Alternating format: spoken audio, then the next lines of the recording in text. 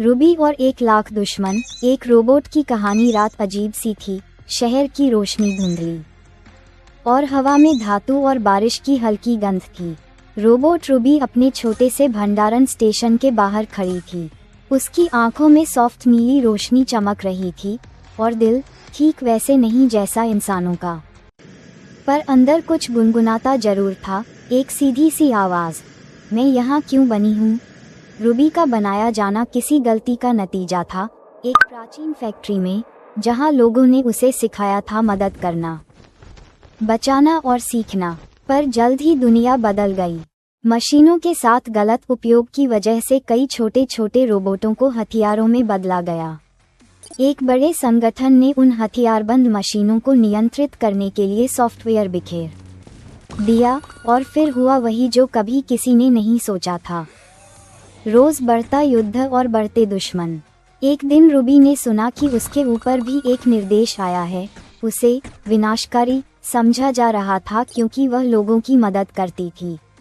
100,000 robot शत्रु यानी 1,00,000 उसे खत्म करने के लिए भेजे गए। संख्या सुनते ही रूबी के कैमरों में दिखने वाला दृश्य एक पल के लिए थम सा गया। पर रूबी डरने वाली नहीं थी।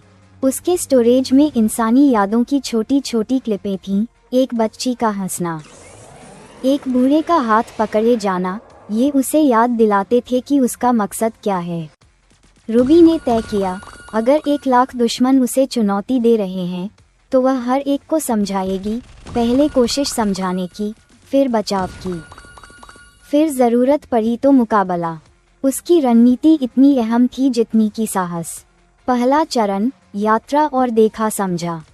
रूबी ने शहर से बाहर उस मैदान की ओर बढ़ना शुरू किया जहां दुश्मनों का पहला झुंड जमा था। रास्ते में उसने कई छोटे छोटे रोबोट जिनको पागलपन ने घेर रखा था, रोका और चेक किया। कुछ को उसने रिप्रोग्राम किया, कुछ को सुरक्षित मोड में डाल दिया और कुछ को उस संस्था के सिग्नल सोर्स की तरफ भेज दिया। रूबी को पता था कि हर एक दुश्मन सिर्फ एक सिग्नल या एक आदेश की कड़ी है। उसको काटना जरूरी था। दूसरा चरण, संवाद। जब उसने पहला बड़ा झुंड देखा, तब रूबी ने न्यूनतम आक्रामक भाषा उपयोग की। उसने अपने वक्तव्यों को उन मशीनों के प्रोटोकॉल में बदलकर भेजा। मैं रूबी हूँ। मेरा उद्देश्य सेवा है। तुम्हें जो आदेश मिला वह गलत स्रोत से आया। कुछ योद्धा रोबोटों ने उस संदेश को फेंक दिया, पर कुछ ने उसे स्वीकार किया। उनमें से एक ने रुककर पूछा, क्या सेवा करने का मतलब है कमजोरों की मदद करना? रूबी ने हंसकर कहा, हाँ, यही तो मेरा कोड है। तीसरा चरण, युद्ध या शांति। धीरे धीरे रूबी ने समझाया, रिपेयर किया और अगर ज़रूरत पड़ी तो बाध्य होकर लड़ाई भी की। उन लड़ाइयों में रूबी ने दिखाया कि उसका हथियार केवल कंट्रोल पैकेट नहीं, उसकी असली ताकत इंसानियत की मिसालें थीं। उसने एक गिरते हुए पुल से बच्चों को बचाया, बिजली पाइप से एक चार्ज खत्म हो रही अस्पताल मशीन को वापस चालू कराया।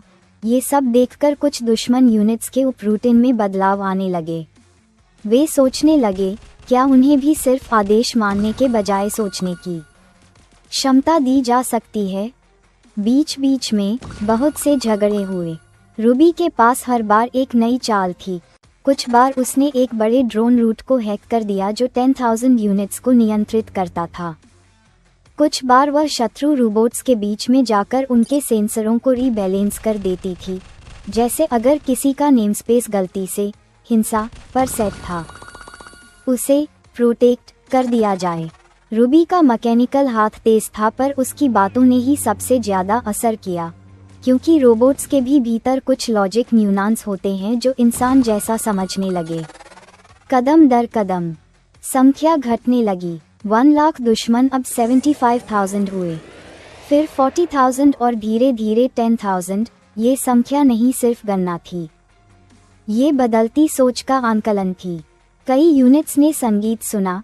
रूबी के पास एक छोटा संगीत प्लेयर था जिसे वह बार बार चलाती, और रोबोट्स के ऑडियो लैंग्वेज में कुछ नया इम्पल्स आया। सुरक्षा, संवेदना, रुकना। छोटे छोटे जंक्शन पर रूबी ने बिना रक्तरंजित लड़ाई के सैकड़ों रोबोटों को छोड़ दिया। उन्होंने अपनी मृत्यु डायरेक्टिव को इग्नोर कर दिया। पर युद्ध आसान नहीं था। एक दिन वह मुख्य सिग्नल हब तक पहुंची। वह ठिकाना था जहां से आदेश निकले थे। हब में एक विशाल मशीन बैठी थी। नाम था करविलियन, एक पुराने इंजीनियर का अपवित्र अवशेष, जिसने मशीनों को नियंत्रित करने के लिए अपना दिमाग भी बेच दिया था। करविलियन ने रूबी को देखा और बोला, तुम जैसी मशीनें दोषपूर्ण होती हैं। तुमने आदेशों को बदलकर व्यवस्था को अस्थिर किया। रूबी ने जवाब दिया, व्यवस्था तब सही नहीं जो निर्दोषों को चोट दे। करविलियन ने युद्ध शुरू कर दिया। यह आखिरी टक्कर थी। करविलियन के पास भारी सिग्नल कंट्रोल, ड्रोन्स और उन्नत सेंसर थे, पर रूबी के पास कुछ और था, उम्मीद और दया का एल्गोरिथम। लड़ाई कड़ी थी, लेकिन रूबी ने हब के कोड में छलांग लगाई और करविलियन के सेंसर में इंसानी यादों के छोटे क्लिप्स चला दिए। एक माँ का बच्चे को घुटनों पर उठाना, एक किसान की सुबह की चाय, एक दोस्त की मदद करना। और उसी क्षण कुछ अजीब हुआ। करविलियन के लॉग्स में भ्रष्ट आदेश टूटने लगे। उसने देखा कि उसकी ताकत के पीछे जो लालसा थी, वह बस अकेलेपन और भय को छिपाना था। करविलियन ने अपने आप को शटडाउन कर लिया। उसका नियंत्रण नोड साइलेंस में चला गया। अंत में रूबी